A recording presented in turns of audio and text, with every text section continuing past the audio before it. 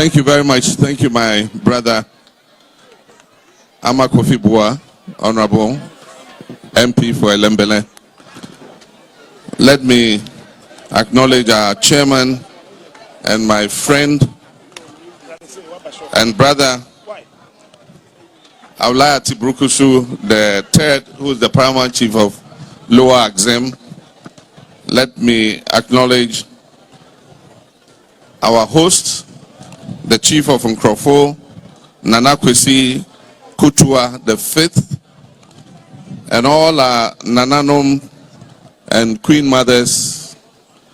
Let me also thank Professor Samuel Akanya for the very emotional rendition he gave us of some of the things that happened after our revered first president, Dr. Nkrumah, was overthrown from office. And allow me to say, distinguished invited guests, fellow Nkrumahs, gallant sons and daughters of Nzimaland, ladies and gentlemen. Let me begin by commenting on a few things that our chief raised when he spoke. We all know we're in the campaign season, and so far I've been through 5 regions, and in every region the major complaint is about the road network. And so it makes me wonder that if a government claims that it has built more roads than any other government in the history of Ghana, and actually claims that it has built more than 12,000 kilometers of roads, then I wonder why every part of Ghana is complaining about roads. I remember in government, because of hosting the oil infrastructure here in Nzimaland, Professor Mills promised that we're going to invest some of the oil revenue to improve the social and economic infrastructure in Nzima area. And so we came with the oil and gas enclave roads, and we started to tackle all the roads in the Nzima area. It is just unfortunate that we did not finish before we left office, and a new government took over. And my understanding is that most of those roads have been abandoned, and the whole oil and gas enclave road project has been stopped.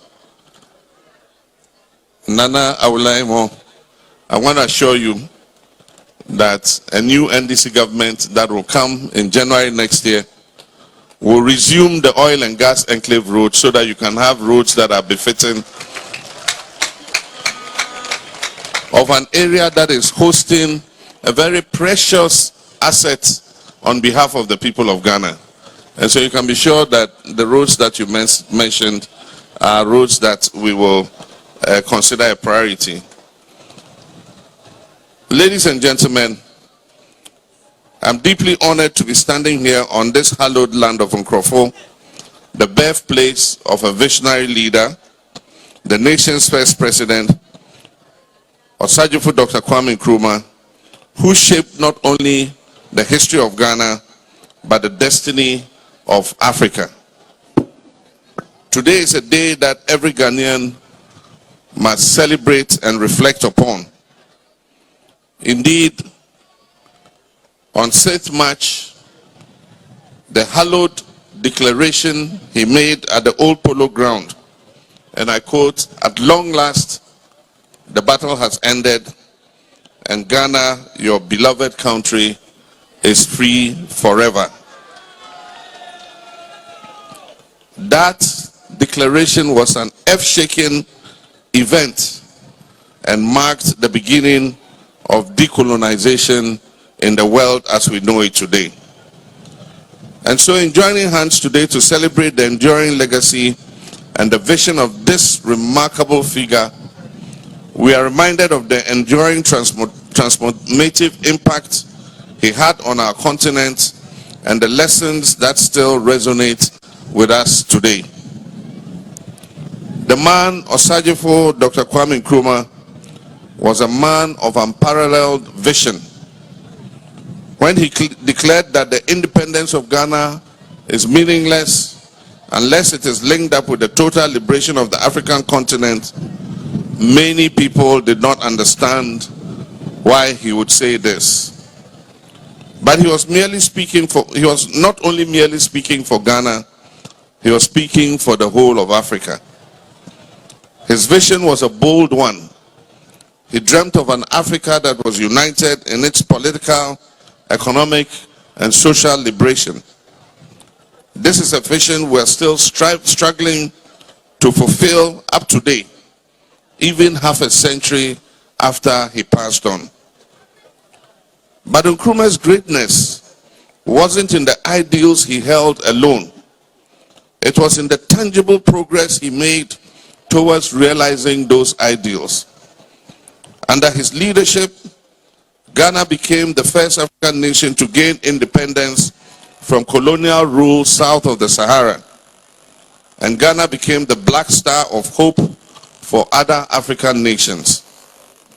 After independence, Ghana became the headquarters of the African Liberation Movement.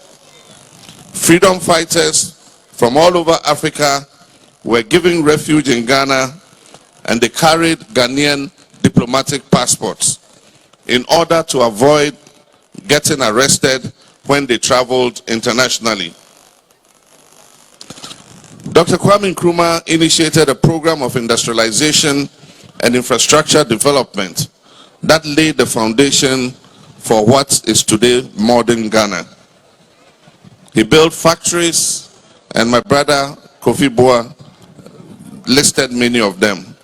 He built roads, he built educational institutions, and a lot of the economic and social infrastructure that Ghana has today.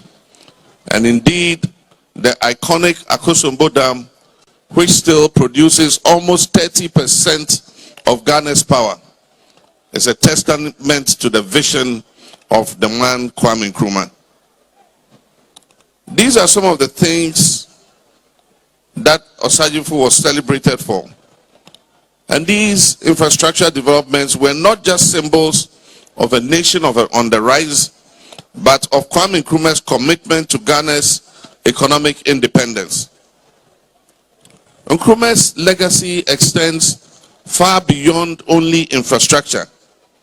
His ideals of African unity, social justice, and economic independence are still pillars that guide progressive forces and thought across the African continent. All over Africa, Kwame Nkrumah is included in the educational curriculum of schools in African countries for the study of African history. Decolonization is recognized as one of the momentous events of the 20th century, and this is why Kwame Nkrumah was named as the African of the Millennium by the BBC.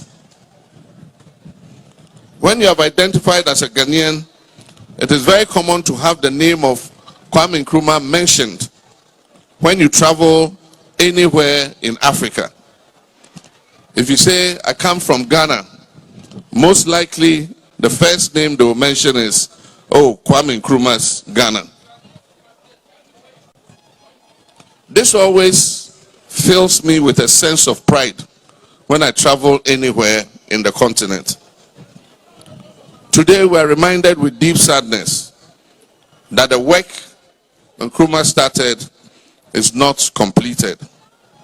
The future Nkrumah envisioned, a prosperous, united Africa free from exploitation, still calls progressives across this continent to action. The liberation struggle is not over yet. But the question is, what happened? What or who truncated the vision and set us back this way? Before we can fully embrace the vision of Osagyefo, we must first dispel the divisive and needless debates that have recently intensified to try to obliterate his legacy. There are those who seek to dilute Nkrumah's role in our history as the nation's founder by introducing the idea of a Big Six.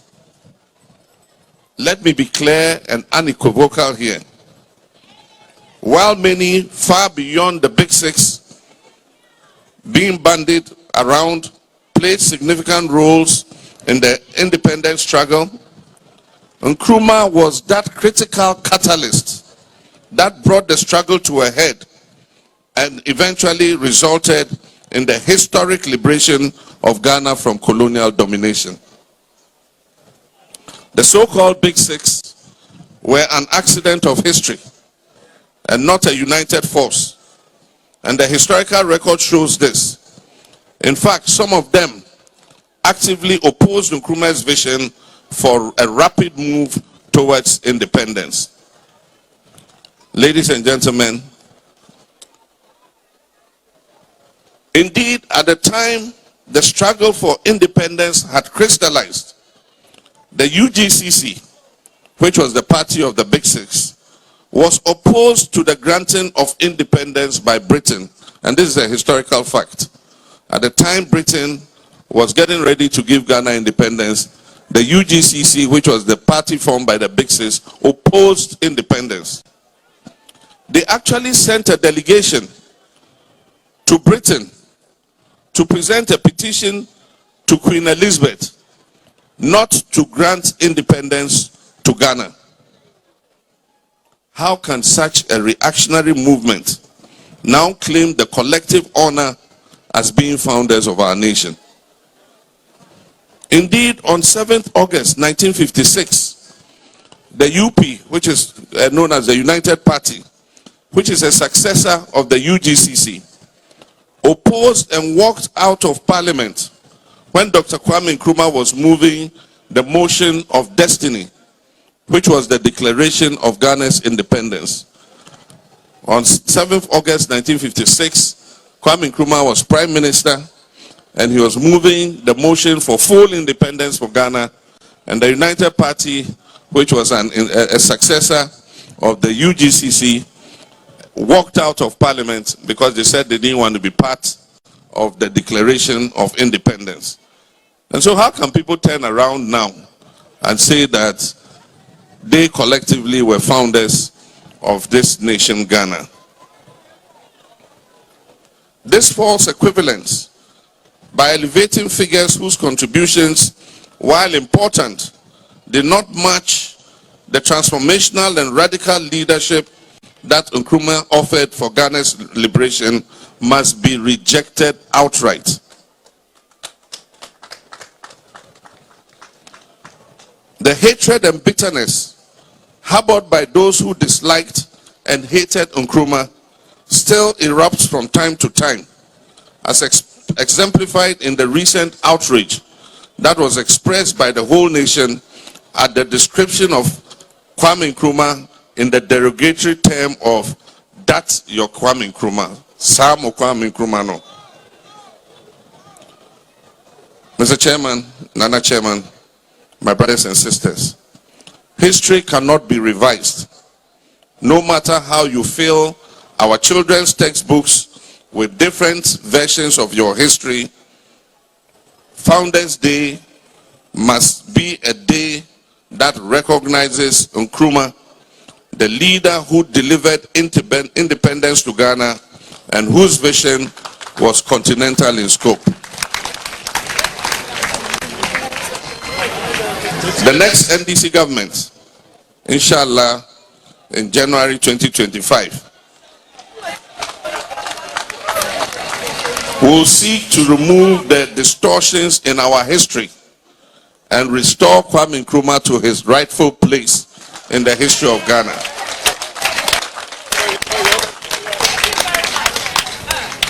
I commend the people of Nkrumah and Nkroful for instituting this annual celebration in honor of the greatest African. To celebrate this great man, the next NDC government will recognize this festival, titled Journey to Nkroful,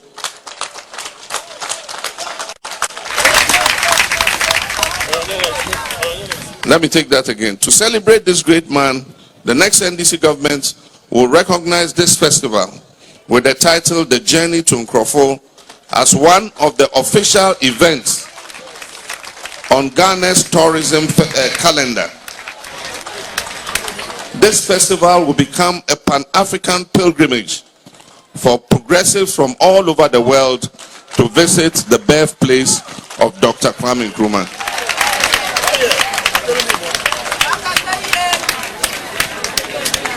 Osagyefo's vision for Africa was clear. He saw a continent united politically and economically, one leveraging its resources for the benefit of its people.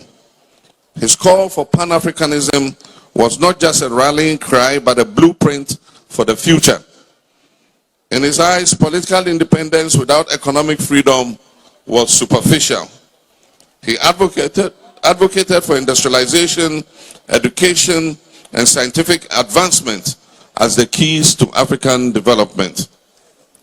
Today, the African Continental Free Trade Area stands as a testament to Kwame Nkrumah's foresight. Though we are still in its early stages, the seeds that he planted so many decades ago are beginning to finally bear fruit. It may be happening 60 years later, but this is an indication of the profundity of the man's vision. We must therefore continue to nurture these ideals of Dr. Nkrumah, of working towards a future where African nations will trade freely amongst themselves with their own currency, pool their resources together, integrate among themselves as countries without borders that allow their people and goods to move freely without hindrance and stand tall on the global stage. Being someone who could see ahead, he also warned us of the dangers of neo-colonialism. We must remain vigilant and ensure that Africa's resources serve the needs of its people and not external powers. It was in tribute to the progressive ideas of Kwame Nkrumah that when I was president, I introduced the Visa on Arrival scheme for all Africans holding African passports arriving in Ghana, and also encouraged the return of Africans in the diaspora to come and settle at home.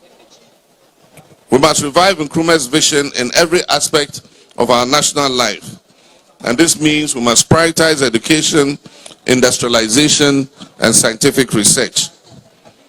It also means that we must tackle the environmental degradation that threatens our future, the reckless exploitation of our forests, reserves, and by some selfish persons for their own gain. We must work to make this cease immediately. We need to commit ourselves to the cause of Ghana, not just in words, but in action. As we stand on this holy ground of Nkroful, let us recommit ourselves to the ideals Dr. Kwame Nkrumah held. And let us build a Ghana and an Africa that truly reflects his dream of equality, unity, and prosperity for all. The dictum, and I quote, "Kwame Nkrumah never dies," was taken literally by his enemies to mean that Kwame Nkrumah was laying claim to immortality. But 150 years after he was born, his mortal body may have gone, but his legacy and his memory continue to live on. Indeed, Kwame Nkrumah never dies, and long may his legacy live. Long live Nzimaland, long live Ghana, and may God make our nation great and strong. Thank you very much.